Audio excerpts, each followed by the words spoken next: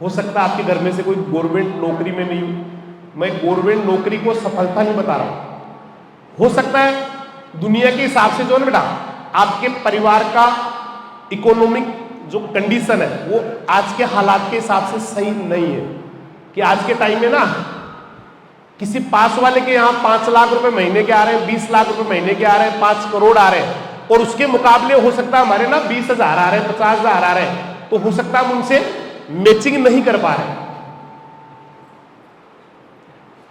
ये तो आज के हालात है, कल के नहीं है। कल के नहीं बेटा, कल बदला जा सकता है। इंसान अपना कल कभी भी बदल सकता है बेटा।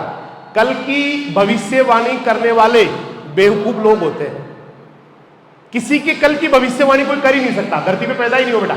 कल की भविष्यवाणी करने वाला कोई है ही नहीं। ये केवल मूवीज में, पिक्चर में, टीवी में, सीरियल में, या किसी नुक्कड़ नाटक में, या किसी सोलो में, इनमें अच्छे लगते हैं। बाकी आप किसी का फ्यूचर, कल का फ्यूचर जो है बेटा कभी नहीं बता सकते। और केवल और केवल अपना फ्यूचर आप डिसाइड कर सकते हैं बेटा। डिसाइड कर सकते हैं कि मैं कल कहां रहूंगा, कल कहां पहुंच जाऊंगा, कल कहां चला जाऊंगा, उसको डिसाइड कर सकते हैं। और वो आप करेंगे बेटा। धरती पे कोई आपको, इस धरती पे ना मैंने कई बार कहा, इस कलयुग में चमत्कार होते नहीं है दोस्त, चमत्कार करने पड़ते हैं। होते नहीं है, करने पड़ते हैं। मैं ये नहीं कह रहा हूं चमत्कार ही नहीं होते हैं, अपने आप नहीं होते, करने पड़ते हैं। चमत्कार करने पड़ते हैं अपने युद्ध बल से, अपने कौशल से, अपनी हिम्मत से, अपनी न हारने की प्रवृत्ति से, अपने जुनून से, जंग लड़ने की जो हिम्मत है उससे चमत्कार करने पड़ते हैं। लड़ना पड़ता है बेटा।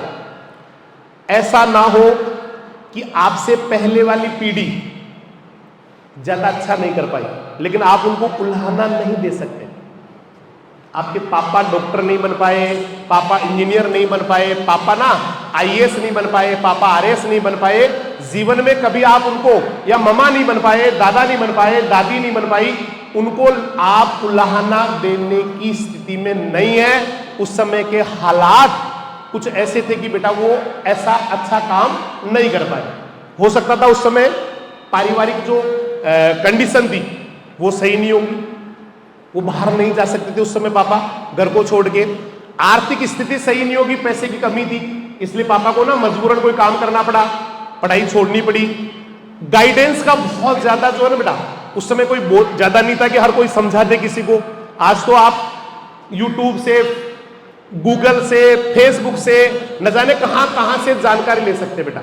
चैट जीपीटी से ले सकते हैं, एआई आ गई उससे ले सकते हैं। लेकिन वो जो समय था ना, उसमें पापा को समझाने वाला भी नहीं था, मुझे भी समझाने वाला नहीं था कि किसी चीज की तैयारी कैसे होती है, एग्जाम कैसे लगती है, आईएएस क्या होते हैं, आरएएस क्या होते हैं, जानते नहीं थे। ये तो बाद में, जब बहुत बाद में पता लगा, जब काफी टाइम हो चुका कि इस तरह से ये सारा खेल होता है। तो आप अपने पापा को, दादा को, मम्मा को, चाचा को, नाना को उल्हाना नहीं दे सकते, क्योंकि वो हालात अलग थे बेटा। उस समय पापा के पास या दादा के पास या कई सारी जो स्थितियां थी बेटा, फाइनेंशियली, सोशियली, इकोनॉमिक, मतलब कैसे भी बहुत दिक्कतें रही होगी। लेकिन आप अगर कामयाब नहीं हो पाए ना बेटा, तो आने वाली पीढ़ियां आपको माफ नहीं करेंगी, कभी माफ नहीं करेंगे। दादा माफ कर दी जाएंगे, पापा माफ कर दिए जाएंगे, मम्मी, लेकिन आप माफ नहीं किए जाएंगे। क्योंकि आपको आपके दादा ने, पापा ने, नाना ने, जो भी है पढ़ा रहे हैं आपको, उन लोगों ने बेस्ट से बेस्ट देने का कोशिश किया बेटा, बेस्ट से बेस्ट देने का कोशिश किया है, बहुत अच्छा देने का कोशिश किया है। और इसमें कामयाब नहीं हुई ना बेटा, तो आने वाली पीढ़ियां बेटा बहुत बुरी तरह से आपसे अच्छा व्यवहार नहीं करेगी, गालियां निकालेगी, तू तड़ाके से बात करेगी। और कभी आप अपने आने वाली पीढ़ी से, अपने छोटे भाई से, भतीजे से ये नहीं कह पाओगे कि पढ़ लो, क्योंकि ये सफलता की बातें करने का अधिकार केवल सफल लोगों को है। एक भिखारी सफलता की बात करे ना बेटा, कोई नहीं सुनता है। एक कटोरा लिया हुआ कहे ऐसे करने से ये होता है, ऐसे करने से इतिहास रच जाते हैं। दादा आराम से कटोरा रख ले, खाना खा ले और चलता बन यहां से। सफलता की बातें तभी अच्छी लगती है जब आदमी कुछ अच्छा करता है बेटा।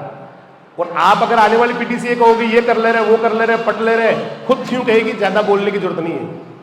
अपना रिकॉर्ड दिखा दो एक बार, अपना मार्कशीट निकाल के लाओ पापा, दिखाओ कैसी मार्कशीट है आपकी। जमीन खिसक जाएगी बेटा उस दिन, जमीन खिसक जाएगी बेटा, क्योंकि सफलता की बातें उन्हीं आदमियों, जैसे एक छोटा सा एग्जाम्पल, मान लो किसी को ना कमरे में पर्दे लगवाने हैं, पर्दे लगवाने हैं, अब पर्दे का कलर डिसाइड नहीं हो रहा, कौन सा कलर लगाए, है ना। तो मान लो बाई जी आते हैं काम करने के लिए, तो बाई जी ने कहा ऐसा करो यहां इधर ब्लू लगवा दो, इधर ना स्काई ब्लू लगवा दो, तो आप लगवा लोगे क्या? लगवा लोगे? एक बाई जी जो काम करने आती है वो आपको पर्दों का कलर बता रही है, कर्टेन कलर डिसाइड कर रही है, मान जाओगे आप? कभी नहीं मानोगे बेटा। लेकिन जब पर्दे वाला आता है ना, पर्दे वाला, आपने पता नहीं क्या सोच रखा था, आपने सोच रखा था इधर ब्लू लगाऊंगा, इधर स्काई ब्लू लगाऊंगा, पर्दे वाला आया, एक मिनट बोला बाबूजी करना वही जो आपकी मर्जी हो, लेकिन मेरे हिसाब से ये जो आपका कमरा है ना, इसकी जो ऑब्जेक्ट्स है, अंदर की जो वस्तुएं हैं, जो चीजें हैं, उस पे ना कत्थई रंग बहुत सूट हो रहा है। कत्थई के बारे में सोचो आप एक बार, एक सेकंड में उसने सारा नजरिया बदल दिया। बोला क्योंकि वो, आपने उसकी बात क्यों मान ली? क्योंकि वो उस काम का मास्टर है बेटा। He is the masterpiece in curtain manufacturing, curtain setup, उसका मास्टरपीस है वो। तो सफलता की बातें उसी आदमी को कहने का हक है जो सफलता का मास्टर होता है, जो सफलता के बारे में जानता है। आने वाली पीढ़ियां, आप चाहते हैं कि आने वाली पीढ़ियां आपको फॉलो करें, क्योंकि किसी को तो तपस्या करनी पड़ेगी बेटा। एक लाइन मेरी याद रखना, जीवन में किसी न किसी को अपना सब कुछ खोना पड़ता है, सब कुछ सुखों को त्यागना पड़ता है, ताकि आने वाली पीढ़ियां राजा महाराजाओं की तरह रहे।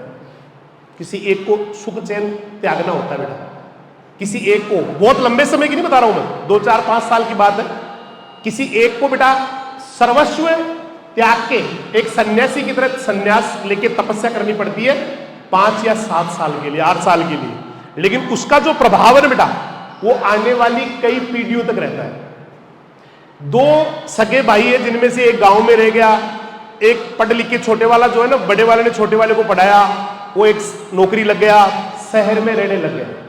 5 साल बाद में घर पे शादी दी, बड़े वाले भैया के बच्चे भी वहीं थे, छोटे वाले भैया के बच्चे गाड़ी में बैठ के शहर से आए थे। बड़े वाले भैया जो गांव में रह गए थे बेटा, उनके बच्चों ने फटे पुराने कपड़े से, मेले कुचेले से, है ना, कपड़े पहन रखे थे। बड़े वाले जो छोटे वाले थे, जो सर्विस लग के जयपुर रहने लग गए थे, उनके बच्चे बहुत अच्छी वाली क्लासिक ड्रेस पहन के, या यूं कहे कि एक ब्रांडेड कपड़े पहन के, छोटे छोटे जो उनके बच्चे थे, है ना, वो आए थे। बड़े वाले भैया, ताऊ जी के जो बच्चे, चाचा के जो बच्चे थे, आपस में एक दूसरे को जब मिलते हैं तो पता क्या होता है, बहुत बुरा लगता है ताऊ जी के बच्चों को कि इन्होंने ऐसा क्या कर दिया कि आज वो इतने अच्छे कपड़े पहन रहे, इतनी बढ़िया गाड़ी में आए, इतना बढ़िया इंस्टीट्यूट में पढ़ रहे, इतना बढ़िया खाना मिल रहा है, इतना बढ़िया तरीके से रह रहे, और हमसे क्या गुनाह हो गया कि हम लोग ना अच्छी तरह पढ़ पा रहे हैं, ना बढ़िया खा पा रहे हैं, ना अच्छा एजुकेशन ले पा रहे हैं, ना कहीं घूम पा रहे हैं। फिर उसके बाद बातें होने के बाद तो न जाने कितनी बार ऐसे गलानी होती है उन बच्चों को कि मेरे पापा ने ये काम क्यों नहीं किया।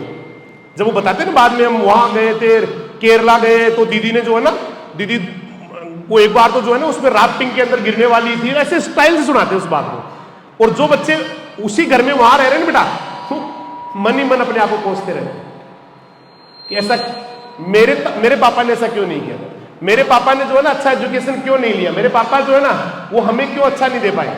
बहुत बुरा लगता है, बहुत ज्यादा बुरा लगता है। और ये तो एक इनविजिबल कंपटीशन है, सब जगह होता है बेटा, सब जगह होता है। जैसे मेरी मासी के बच्चे भी आए, मैं भी गया, उनके और रिश्तेदार भी आए, तो वहां पर पता है इमेज किसकी थी, जो बढ़िया गाड़ी से आया, जो बढ़िया अच्छा पहन के आया, सारे लोग उसी की बात कर रहे थे, उसी से बात कर रहे थे, उसी के बारे में बात कर रहे थे। और जो बेचारा ऐसे आया, मोटरसाइकिल पे बैठ के आया, हेलमेट को टांग दिया साइड में, उसको कम ध्यान दे रहे थे, सारे कम ध्यान दे रहे थे, नेचुरली कम ध्यान दे रहे थे। इस इनविजिबल कंपटीशन को मैंने महसूस किया बेटा बहुत बारीकी से। और ये हमें यूं लग, जिसको महसूस होता है ना बेटा, जो थोड़ा इमोशनल होता है उसको तो बहुत बुरा महसूस होता है। ससुराल गए, है ना, ससुराल गए, उधर से दूसरे साडू भाई आए, इधर से हम गए, वो किस में आए हैं, हम किस में गए हैं, उनकी पोजीशन क्या है, हमारी पोजीशन क्या है, वो ससुराल में जवाई की इज्जत डिसाइड करता है बेटा। पीहर गई, बहन भी आई, वो भी पीहर गई, उसकी बहन भी जो है ना ससुराल से पीहर आई, दूसरी बहनें भी आई, तो वहां भी जो जिनके परिवार सक्सेसफुल है ना बेटा, उस बहन का ही बोलबाला होता है, वही उस पूरे परिवार के डिसीजन या कोई भी काम वही करती है। वो एक अलग बात है कि वो बहुत समझदार हो तो सबको साथ ले ले, और थोड़ी सी लड़ोगड़ी टाइप की हो ना बेटा, तो बाकी बहनें तो केवल आंसू निकालती है साइड में जाके, क्योंकि वही नेतागिरी करती है पूरी। तो ये जो है ना, ये अदृश्य कंपटीशन बेटा जीवन में हर जगह होता है। आप बस स्टैंड में जाके खड़े हो गए ना बेटा, वहां भी बाकी लोगों में आप में अपने आप ही ऐसे आएगा कि मैं अच्छा हूं या बुरा हूं, ऑटोमेटिक डिसाइड हो जाएगा बेटा। कहीं बैठे हैं, खाना खा रहे हैं, रिश्तेदारी में, शादी में, हर जगह बेटा ये चीज दिखती है। तो इसमें पीछे नहीं रहना है।